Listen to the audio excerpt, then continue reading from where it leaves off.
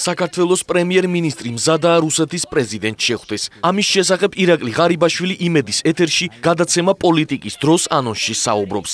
იგივე პოზიცია აქვს საქართველოს ენერგეტიკის მინისტრსა და ვიცე-პრემიერს. კახა კალაძის თქმით, რუსეთის პრეზიდენტს არა მხოლოდ საქართველოს პრეზიდენტი, არამედ პრემიერიც უნდა შეხვდეს. კალაძე აცხადებს, რომ უნდა დაიწყოს დიალოგი ურთიერთობების დასარეგულირებლად.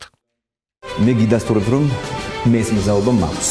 რა თქმა უნდა, პოლიტიკური ურთიერთობების დალაგება არ არის ადვილი, ეს ცოტა გრძელვადიან პერსპექტივად მიმაჩნია, თუმცა დიალოგის დაწყება და გარკვეული პრობლემების მოგვარება, მაგალითად ჩვენ პირველი რაც გავაკეთეთ და წარმატებული ნაბიჯები იქნა გადადგმული ეკონომიკური მიმართულებით, ეკონომიკურ რუსულ ბაზარზე დაბრუნებას უგულისხმობ, რაც ჩემი აზრით იყო წარმატებული ნაბიჯები, თვითონ განცხადებას რაც შეეხება შეხვედრას, ვფიქრობ, შეხვედრა უნდა შედგეს არა მარტო პრეზიდენტთან, არამედ ქვეყნის პრემიერ-მინისტრთანაც, მაგრამ ამისთვის ჯერ მნიშვნელოვანია გარკვეული სამუშაოები შედგეს, რადგან მოგეხსენება ჩვენ ჯერ დიპლომატიური ურთიერთობებიც კი არ აქვს, მაგრამ დიალოგი უნდა დავიწყოთ იმისთვის, რომ ურთიერთობები დავარეგულიროთ. მთავარი სახელმძღვანელო ჩვენი ხელისუფლებისთვის, ჩვენი მთავრობისთვის, პრეზიდენტისთვის არის ის, რომ შეხვედრა უნდა შედგეს იმ შემთხვევაში, თუ კი ეს ჩვენ ეროვნულ სახელმწიფოებრივ ინტერესებს წაადგენს.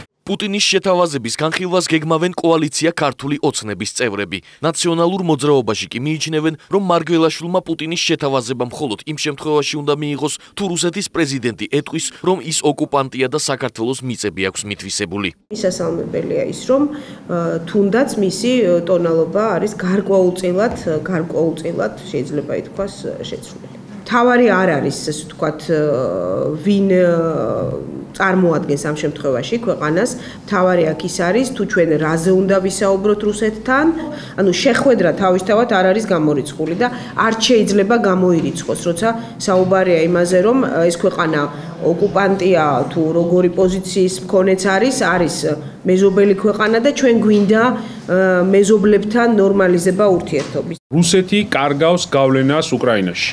ეს ფაქტია. შესაბამისად, შემდგომი რეგიონი, სადაც დაკარგავს რუსეთის გავლენას, ეს იქნება კავკასია.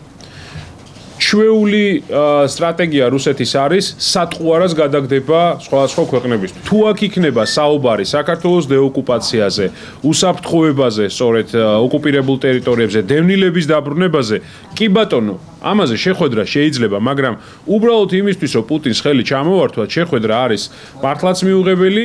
რუსეთის პრეზიდენტმა გუშინ სოჩში ქართველ ჟურნალისტებთან საუბრისას განაცხადა, რომ მზად არის ქართველ კოლეგას შეხვდეს, თუ გიორგი მარგველაშვილი ამის სურვილს გამოთქვამს. პუტინის შეთავაზების პარალელურად ვრცელდება კადრები სოჩში ოლიმპიადის გახსნაზე, აფხაზეთისა და ეგრეთ წოდებული სამხრეთ ოსეთის დე-ფაქტო ლიდერთა სტუმრობის შესახებ.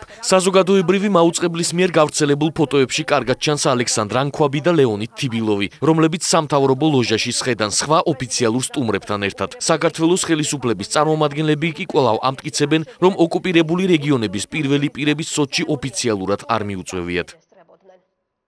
ეს ადამიანები, ასე ვთქვათ, ოფიციალური სტუმრის სტატუსით იქ არ ყოფილან, ანუ ოფიციალურად მოწვეულ სტუმართა შორის და ამ სიაში არ იყვნენ და ამას არ ადასტურებს არც რუსეთის საგარეო საქმეთა სამინისტრო და ეს ყველაფერი იყო გადამოწმებული.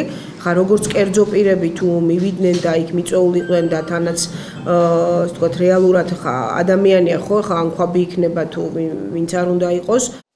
ოლიმპიადის გახსნამდე რამდენიმე დღით ადრე გავრცელდა ინფორმაცია, რომ ვლადიმირ პუტინმა ეგრეთ წოდებული სამხრეთ ოსეთის დე-ფაქტო პრეზიდენტი ლეონიდ თიბილოვი სოჩში მიიწვია. საქართველოს მთავრობისა და საპარლამენტო უმრავლესობის წევრებმა მაშინ განაცხადეს, რომ დიპლომატიური კორპუსი რეაგირებას ამ ინფორმაციის დადასტურების შემდეგ მოახდენდა. საპარლამენტო უმცირესობა კი სოჩის ოლიმპიადისთვის ბოიკოტის გამოცხადებას სწორედ რუსეთის მსგავსი ქმედებების გამო ითხოვდა. უმრავლესობას პოზიცია დღეს გავრცელებული კადრების შემდეგაც არ შეუცვლია.